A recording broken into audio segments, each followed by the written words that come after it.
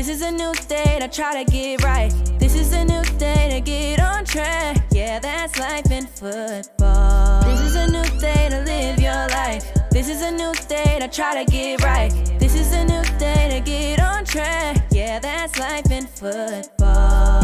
It's life in football. We are life in football.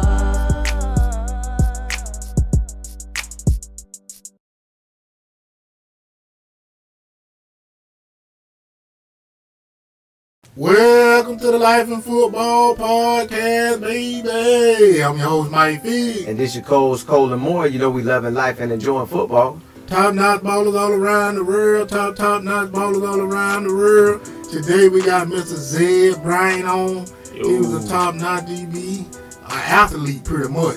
He done did everything. He played actually at Eastern Michigan. Let's go. Represent Immokalee, Florida. He's now over in Tallahassee. And he represent, man, he's doing that thing. He's still athletic. He's still out there on the grind. But what I like so much about it, man, this guy, he was determined for greatness. And everybody knows pretty much Immokalee because of Adrian James. But that's a place where a lot of ball players that came from now. Top-notch ball players. Yes, sir. And without further ado, I'm going to go ahead and let C-Mo bring him on. CB, man. Yeah, what's happening? Man, what's good, fellas? Hey, man, it's a blessing to have you on. Man, appreciate it. Blessing to be here. Now, I got to know, you in the heart of the state, Florida. You in a lovely, warm city. Yeah. How you end up picking Eastern Michigan? Because it's cold. It is. And I don't be wanting to see no parts of the cold. So I feel you. You got to tell me what made you say yes to all that stuff. Yeah. Be honest with you, coming out of high school, man, I was injury prone. So, the recruits, they started to fall off. As the season progressed, you know what I mean? Be honest with you, Eastern was really the only one that kind of stuck around, and saw me through it all. So when all came said and done, before signing day, it was Eastern and UConn. I didn't have any Florida offers. And pretty much I told myself, at this point, I just want to go D1. Right. So signing day came, UConn called me, told me, hey, look, we got a recruit we didn't anticipate. We got to let you go.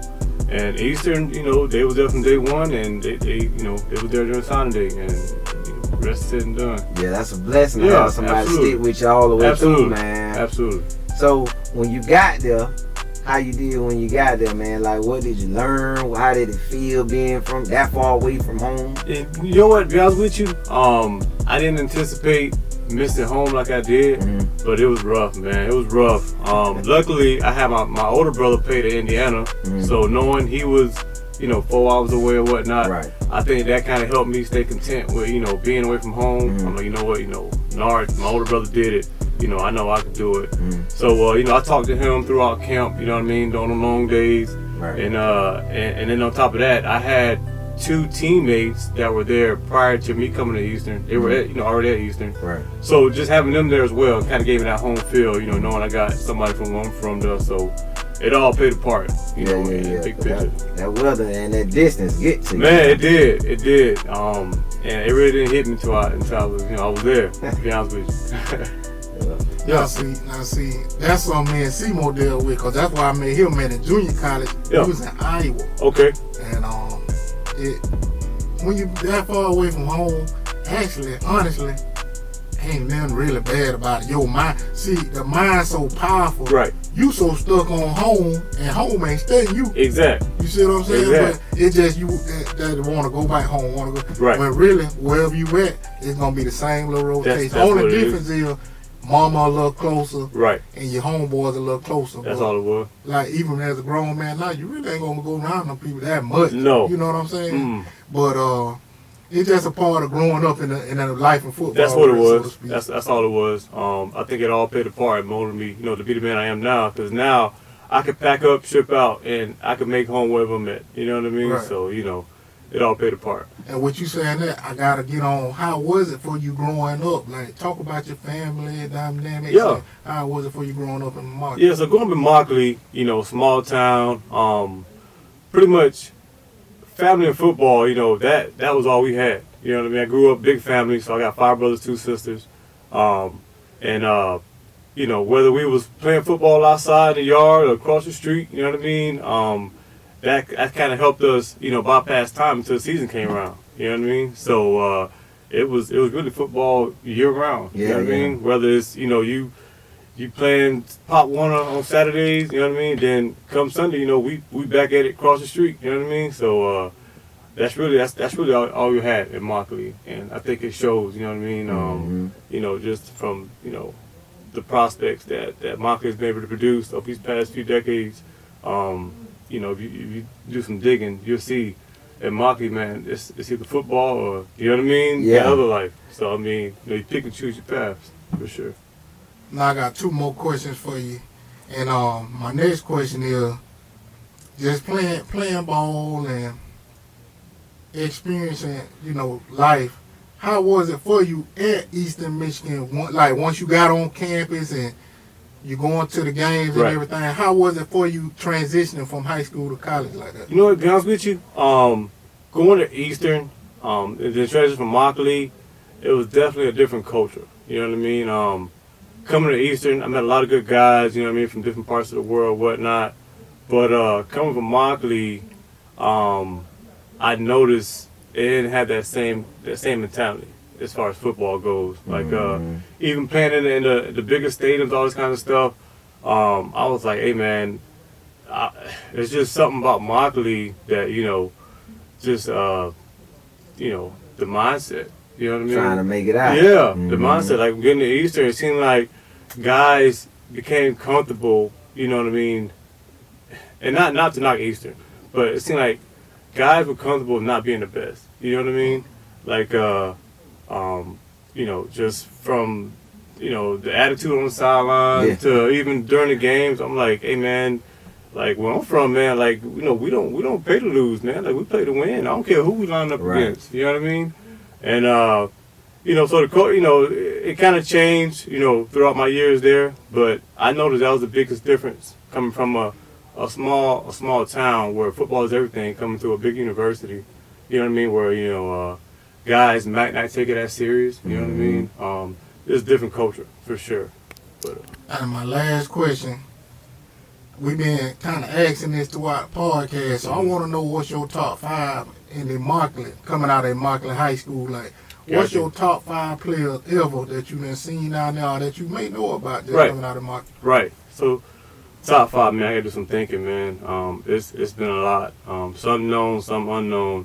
I want to say probably the best athlete I personally saw him play with come out of Immokalee was a guy named Warner Billiards. He came out in class of 02. He played quarterback and free safety. And this guy was just a pure athlete. I mean, wasn't the biggest guy, but wherever you put him, he produced. He went to school somewhere? So originally he came out, I think he was supposed to go one of the top 3 in Florida. It didn't work out for him for whatever reason, so he ended up going to Dodge City Community. And then from there, he went on to play at Iowa. And then after Iowa, I kind of lost contact with him. Not sure what happened, but just athletically, just freakish, freakish, man.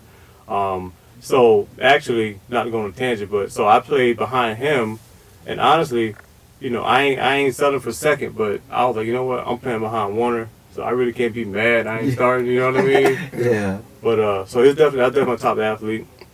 Then to follow him, of course, it's the man, it's Ed. You know what I mean? That says it all. NFL Hall of Fame. I mean, it's hard to compete against that. Then after that, we had a guy named Mackenzie Alexander. I remember that. Right. Played for Clemson. Now plays for the Vikings. Okay. He grew up same neighborhood. Here's one of the little homies. I would come home to, when I was in college, and, just playing with them, my brother. You know what I mean? Now to see him now, in the league, I'm like, man, I saw that from day one. Right. You know what I mean? And then we got another corner, just signed with the Chargers, J.C. Jackson. Yeah. Yeah. All I seen pro. Him with Edgar James. Right. He was talking. Yeah. All pro. It's crazy, man, because they all grew up in the same, area, where I grew up at. So when I come up from school, I'm playing, messing with these guys, they're younger, of course. And now to see these guys, as men in the league, I'm like, this is crazy, man. All my little homies in the league now. And then last, we got a guy named Aaron Henry. another freakish athlete. He came out in I want to say like 09, he went to Wisconsin. Okay. Started, a few years in Wisconsin. Then I think he got an invite to the Raiders. Didn't work out for him, but he's now coaching somewhere on the East Coast. I think Maryland or Rutgers or something. But the list goes on, man. That's just 5, I can think of off top for sure. But it's definitely to be a town of its size and produce like it does, it don't make sense. Yeah, it don't. That's it what don't. it is. You know what I mean? Yeah, now I got to give it up for Zedrick Bryant, man, for coming on. I want to thank him again for joining us at the Life and Football Podcast. Absolutely. And sharing this amazing story, man, because little hometown like Immokalee is just like where I'm from, Quincy, Florida, Seymour, Bartow, Florida. Yeah. And we just grow and we become the world. That's pretty much what it is. And I'm going to leave y'all how I always leave y'all. Keep your head up. And knock down, or else you'll fall to the ground. This is the Life and Football Podcast. Catch you next time. Already.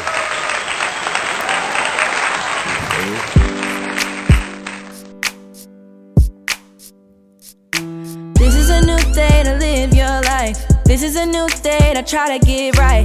This is a new day to get on track. Yeah, that's life in football. This is a new day to live your life. This is a new day to try to get right. This is a new day to get on track. Yeah, that's life in football. It's life in football.